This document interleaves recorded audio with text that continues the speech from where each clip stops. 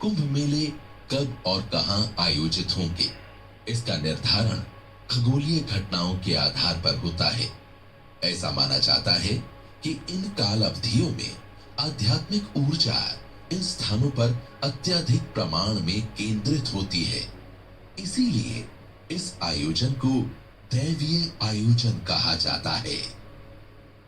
सूर्य, चंद्र एवं बृहस्पति के विभिन्न राशियों में प्रवेश के संयोग से कुंभ मेले के स्थान एवं तिथियों का निर्धारण होता है। इन खगोलीय घटनाओं के गहरे सांकेतिक अर्थ भी हैं। सनातन धर्म में सूर्य को आत्मा, चंद्रमा को मन एवं बृहस्पति को धर्म का देवता माना गया है। जब धर्म का आचरण होता है तो मन की शुद्धि होती है और मन की शुद्धि से आत्मदर्शन का द्वार खुलता है। इसी कारण कुंभ मेला साधकों के लिए विशेष महत्व रखता है। कुंभ मेले के आयोजन के पीछे अनेक पौराणिक कथाएं हैं, लेकिन सबसे अधिक प्रचलित एवं मान्य कथा समुद्र मंथन की है। इस कथा के अनुसार एक समय भगवान विष्णु की इच्छा से देवताओं और दानवों ने मिलकर समुद्र मंथन करने का निर्णय लिया।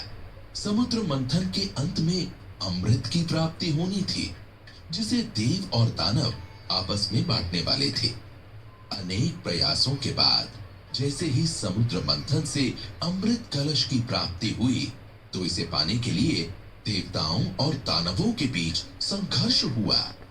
इस संघर्ष के दौरान अमृत कलश से कुछ बूंदें पृथ्वी पर 4 स्थानों पर गिरी। ये 4 स्थान हरिद्वार, प्रयाग, नासिक और उज्जैन थे। यही कारण है कि इन 4 स्थानों पर कुंभ मेले का आयोजन होता है। सनातन परंपरा में कथाओं का बड़ा महत्व है। ये कथाएं बड़े गहरे दर्शन को सरल शब्दों में रोचकता के साथ जनमानस तक पहुंचा देती हैं। समुद्र मंथन एक प्रकार का मंथन है जो सभी में यानी कि प्रत्येक व्यक्ति के भीतर होना चाहिए। ये मंथन प्रत्येक मनुष्य की भीतर की शक्तियों के बीच होता है। आसुरिक या भौतिक शक्तियां जो मनुष्य को ये अनुभव कराती है कि वो केवल शरीर है, तथा मनुष्य के अंदर की दूसरी शक्ति जिसे हम देवी शक्ति कह सकते हैं। इस गहरे मंथन के दौरान अत्यंत गहन कष्ट और तपस के बाद अद्भुत एवं अद्वितीय विभूतियां जन्म लेती है। ये विभूतियां स्वयं के व्यक्तित्व का हिस्सा बन जाती है और तात्विक रूप से व्यक्ति को नए रूप में बदलने में सहयोग करती है। वास्तव में ये मंथन नवजीवन और अमृत को प्राप्त करने के बारे में है। कुंभ मेला भारत की संत परंपरा को समझने का एक सुनहरा अवसर है।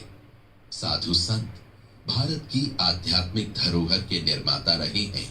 संतों की ही तपस्या से भारत की धार्मिक और आध्यात्मिक चेतना अक्षुण्ण रही है। संत सदैव सत्य की खोज में संलग्न रहते हैं।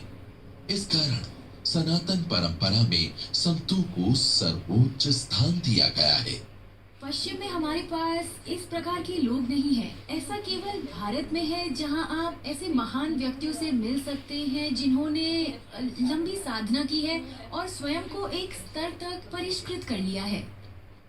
कुंभ में विभिन्न परंपराओं के संतों के दर्शन होते हैं। बाहरी रूप से वो भले ही अलग अलग दिखाई दे, लेकिन मूल रूप से वो सब सत्यार्थी हैं। इन समस्त संतों के मुख ज्ञान की अंतर्दृष्टि से प्रदीप्त रहते हैं। ऐसी अंतर्दृष्टि जिसके आगे अशांत हृदय से उपजे सारे प्रश्न विलीन हो जाते हैं। अत्यंत प्राचीन है, जिसका कोई निश्चित प्रारंभ नहीं है। इसीलिए इसका कोई इतिहास भी नहीं है कि ये कब प्रारंभ हुआ। पश्चिम की रिलीजन्स में हमेशा एक इतिहास होगा जहां कोई न कोई घटना का प्रारंभिक बिंदु होगा। उनकी मान्यताओं के पीछे कोई निश्चित समय है और उनका मानना है कि उस समय के पहले सत्य या ईश्वर का ज्ञान पृथ्वी पर था ही नहीं। इसीलिए वहां जीसस का आगमन या मोसेस को दिए गए निर्देश या मोहम्मद का आगमन या मोहम्मद को अल्लाह द्वारा दिए गए संदेश जैसी घटनाओं की गहरी मान्यता है। लेकिन हमारे यहाँ कुंभ मेला अनादि है। इतिहास में कोई एक घटना नहीं है जहाँ से कुंभ मेला प्रारंभ हुआ।